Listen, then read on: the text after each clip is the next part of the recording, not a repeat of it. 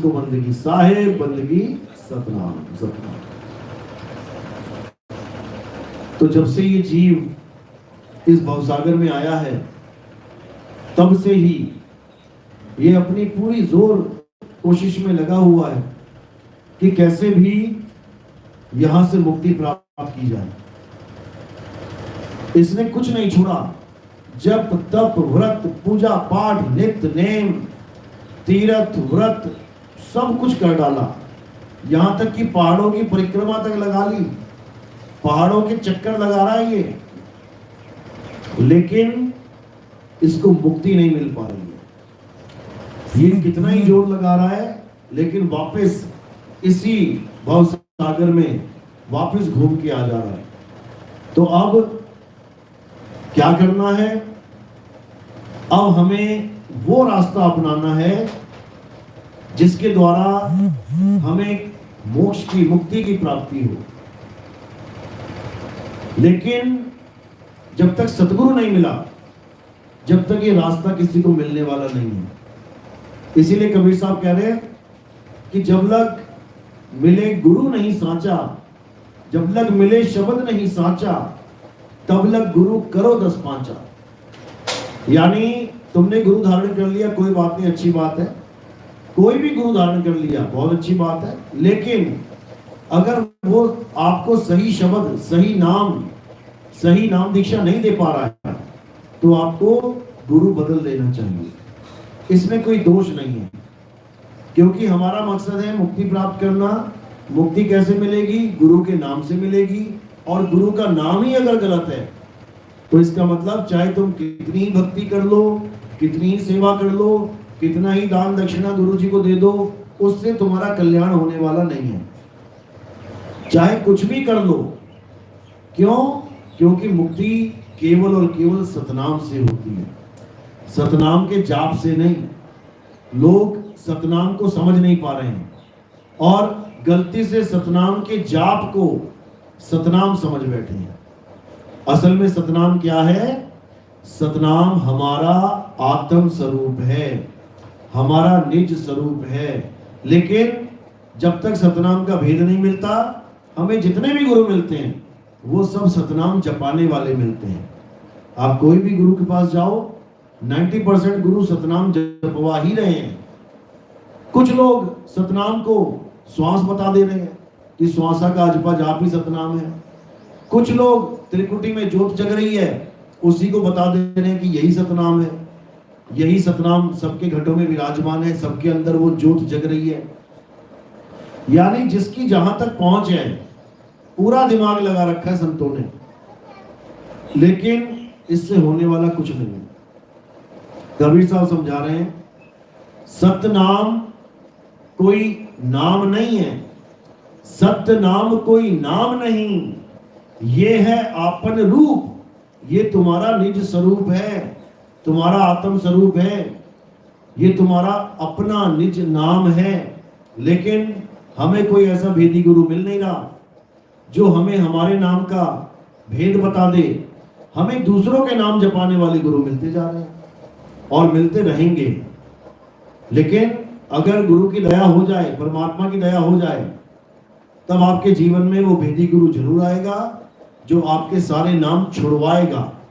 हिंदुओं का राम राम छुड़वा देगा, मुसलमानों का अल्लाहू अकबर छुड़वा देगा, ईसाइयों का हालेलुया छुड़वा देगा, और सिखों का वाहिगुरु छुड़वा देगा। और क्या बताएगा? जिस वस्तु के ये सब नाम रखे गए हैं, जैसे एक पानी का H2O का नाम क्या रख दिया? जल, वाटर, नीर, तोय पानी। इसी प्रकार उस सत वस्तु का नाम क्या रख दिया? अल्लाह, वाहिगुरु, गॉड, खुदा, रब। ये सारे नाम, भगवान, परमात्मा, ईश्वर, परमेश्वर, कितने नाम देखोगे। अगर सब नाम को अलग अलग हस्ती मान लोगे तो गिनते थक जाओगे।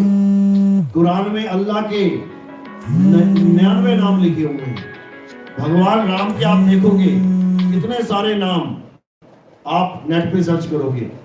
हनुमान जी के नाम देखोगे 108 नाम, शंकर जी के 108 नाम, दुनिया भर के नाम हैं। इसका मतलब ये नहीं कि दुनिया भर की वस्तुएं हैं। वस्तु तो एक है, परमात्मा एक है, लेकिन उसके कई प्रकार के नाम रखने के कारण इतना जबरदस्त कंफ्यूजन हो गया है कि अब भगत आपस में ही लड़ रहे हैं, बस नाम के पीछे।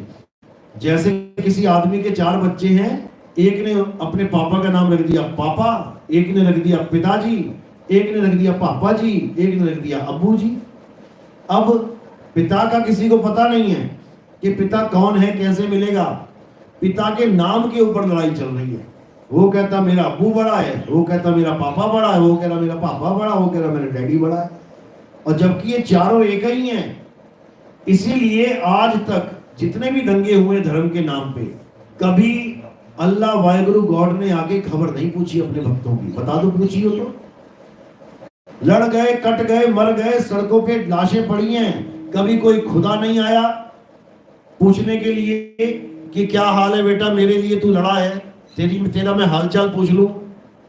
कभी राम नहीं आया पूछने के लिए, कभी वाहिगुरु नहीं आए पूछने के लिए, कभी गॉड नहीं आया पूछने के लिए। यानी जिसको तुम परमात्मा समझ के लड़ रहे हो, झगड़ रहे हो, वो तुम्हारा हालचाल कभी पूछने आया ही नहीं दंगों के बाद। जिसके नाम पे दंगे करे उसको इससे फर्क ही नहीं पड़ रहा है कि तुम किसके नाम पे दंगे कर रहे हो।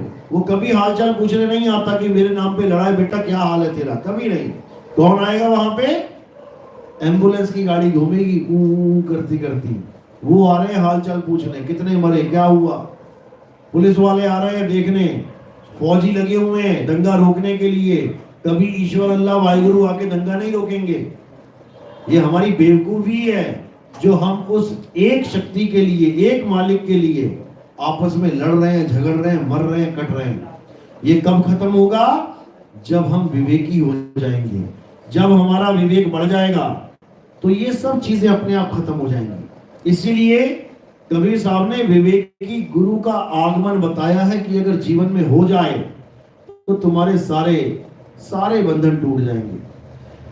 गुरुओं की महिमा तो गाई है साहिब ने, हर गुरु की महिमा गाई है, लेकिन जो गुरु सर्वोपरि है उसकी भी महिमा बताई है कि वो कौन है। गुरु मेरे सभी बड़े अपनी अपनी ठौर, और शब्द विवेकी पारखी सो माथे का मोर। यानी गुरु सारे बड़े हैं अपनी अपनी ठौर। कोई किसी की पूजा करवा रहा है, कोई किसी की पूजा करवा रहा है, कोई पत्थर पुजवा रहा है, कोई पेड़ पुजवा रहा है, कोई जानवर पुजवा रहा है, कोई नदियां पुजवा रहा है, कोई पहाड़ पुजवा रहा है, कोई कुछ पुजवा रहा है, लेकिन फिर भी कुछ तो पुजवा रहा है। कम से कम थोड़ी बहुत श्रद्धा तो जोड़ के रखी हुई है तुम्हारी, वरना तुम बिल्कुल आवारा जानवरों की तरह बिहेव करने लग जाओगे कि हमारा कोई मालिक नहीं है, अब जो मर्जी करो, खाओ पियो, चाहे डाके डालो, चाहे चोरी करो, अब कोई किसी का डर ही नहीं है तुम्हें। कर्म प्रधान देश में रहते हुए तुम ऐसे कर्म करने लग जाओगे जैसे जानवर कर रहे हैं बिना सोचे समझे। इंसान नाम की चीज नहीं रह जाओगे तुम, इंसानियत नाम की चीज नहीं रह जाएगी। तो वो गुरु भी महान है जो तुम्हें किसी भगवान, किसी अल्लाह वाहिगुरु से जोड़ के रख रहे हैं। भले वो नहीं दिलवा सकते उसको, लेकिन कम से कम नाम तो जपवा रहे हैं। कम से कम पानी पिला नहीं सकते तो कम से कम पानी का नाम तो रटवा रहे हैं, ताकि कोई तुमसे पूछे क्या चाहिए तुम बता तो सको कि क्या चाहिए, पानी। लेकिन पानी पानी करने से पानी मिलने वाला नहीं है। इसलिए साहिब ने बिल्कुल क्लियर समझा दिया कि सोई गुरु पूरा कहाए जो 2 अक्षर का भेद बताए, एक छुड़ाए एक लखाए तब प्राणी निज घर को जाए। यानी जो सारे संसार के गुरु तुम्हें पकड़ा रहे हैं, जितने भी नाम, जब सतगुरु आएगा तो क्या करेगा? सारे नाम छुड़वा देगा, एक भी नहीं रहने देगा तुम्हारे दिमाग में कि तुम इसको जप के पार हो, बिल्कुल नहीं। एक छुड़ाए एक लखाए। अब लखाएगा क्या? केवल एक को लखाएगा, और वो है तुम्हारा आत्म स्वरूप। साहिब समझा रहे हैं, जब लगना चीनोगे आत्म तब लगना मिली है परमात्म।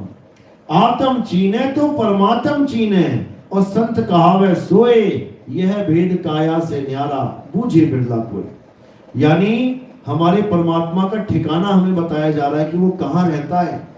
वो रमता राम आखिर रम कहाँ रहा है? वो पत्थर में होता तो पत्थर भी बातें करता, वो मिट्टी में होता तो मिट्टी भी बातें करती, लेकिन वो पत्थर मिट्टी पानी में नहीं है। कौन है, कहां है? वो परमात्मा हमारी आत्मा में रमण कर रहा है, हमारी आत्मा में विराजमान है। जैसे घी दूध में विराजमान है, लेकिन हमें यही नहीं पता कि दूध में से घी निकलेगा कैसे, तो हम सारी उम्र दूध ही पीते रह जाते हैं, हमें घी का स्वाद नहीं आने वाला। तो यही साहिब समझा रहे हैं कि ज्यों तिल माही तेल है और ज्यों चकमक में आग, तेरा साईं तुझ में है, जाग सके तो जाग। तेरा साईं तुझ में है, अपने आप में ढूंढो, लेकिन अपने आप में तब ढूंढ पाओगे जब पहले अपने आप की खबर होगी। अपने आप का नाम लेते ही सब संत क्या कहने लग जाते हैं कि देखो कबीर साहब कह रहे हैं कि अपने आप में हो, इसमें हो। इस काया को अपना आप मान बैठे हैं ये लोग। क्या तुम काया हो? काया तो तुम छोड़ दोगे एक दिन, आज पकड़ी हुई है कल छोड़ दोगे। तुम काया नहीं हो भाई। काया क्या है? 5 तत्वों का पुतला है। और तुम क्या हो? तुम अविनाशी आत्मा हो। लेकिन तुम्हें इस चीज की खबर सारी उम्र नहीं पड़ती। तुम अपने आप को शरीर मान के पूरा जीवन बिता देते हो। जब छोटे बच्चे होते हो तो सोचते हो मैं छोटा हूं, मैं छोटा हूं। थोड़े बड़े हो जाते हो तो सोचते हो मैं बड़ा हो रहा हूं। जवान हो जाते हो तो कहते हो मैं पूर्ण जवान हो गया। आगे जब बूढ़े होने लग जाते हो शरीर, तो कहते हो मैं बूढ़ा हो रहा हूं। और एक दिन जब अंत समय आएगा तो कह दोगे मैं मर रहा हूं। जबकि ऐसा नहीं हो सकता। तुम अमर आत्मा हो, तुम चाह कर भी नहीं मर सकते। तुम चाहो भी ना कि मैं मर जाऊं, तुम्हारे बस की बात नहीं है कि तुम मर जाओ। अरे जब तुम हो ही अमर, तुम मरोगे कैसे? तो क्या करोगे? एक शरीर छोड़ा दूसरा पकड़ लोगे, दूसरा छोड़ा तीसरा पकड़ लोगे। ये काम तो कर लोगे।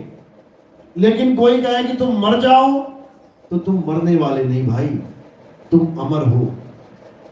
तो कबीर साहब भी समझा रहे हैं, हम ना मरिब मरिब संसारा, हमको मिला जियावन हारा। पहले भरम में से मैं मर जाता था, भरम में कि हाय मैं मर गया, हाय मैं मर गया। अब मैं भरम में भी नहीं मर सकता। क्यों? अब जियावन हारा ही मिल गया। अब वो आत्म स्वरूप मिल गया जो मेरा ही स्वरूप है। अब सारे भरम टूट गए कि मैं एक देह हूं। अब तुम्हारा जन्म मरण नहीं होगा। लेकिन कब? जब तुम्हारे जीवन में शब्द भेदी गुरु आ जाएगा। तो साहिब उसी शब्द भेदी गुरु की महिमा गाते हैं। कह रहे हैं शब्द शब्द सब कोई कहे, वह तो शब्द विदेह और जीबा पे आवे नहीं, निरख परख कर ले। कि जितने भी गुरु हैं ये भी तुम्हें यही बोलेंगे, आ जाओ हमसे शब्द ले लो, आ जाओ हमसे नाम ले लो। लेकिन जब तुम नाम लेने जाओगे तो क्या पकड़ा दिया जाएगा? ये 52 अक्षरी शब्द। लेकिन साहिब चेतावनी दे रहे हैं, चेतावनी वाणी है ये। शब्द शब्द सब कोई कहे, वह तो शब्द विदेह और जीबा पे आवे नहीं, निरख परख कर ले। यानी अगर कोई गुरु तुम्हें जीभ पे आने वाला नाम दीक्षा दे रहा है, हिंदी भाषा में, पंजाबी भाषा में, संस्कृत भाषा में, अंग्रेजी भाषा में, उर्दू भाषा में, अरबी भाषा में, किसी भी प्रकार की भाषा में अगर वो नाम आ रहा है, तो इसका मतलब वो नाम सच्चा नाम नहीं है, वो अधूरा नाम है, नकली नाम है। गुरु ग्रंथ साहब में वाणी आती है, कृत्रिम नाम कथे तेरे जीबा और सत्य नाम तेरा परापुर बला। कि हे प्रभु, जितने भी संसार में इन आदमियों ने, इन लोगों ने तुम्हारे नाम बना डाले हैं, ये सब जीभ पे आने वाले हैं। लेकिन जो तुम्हारा सतनाम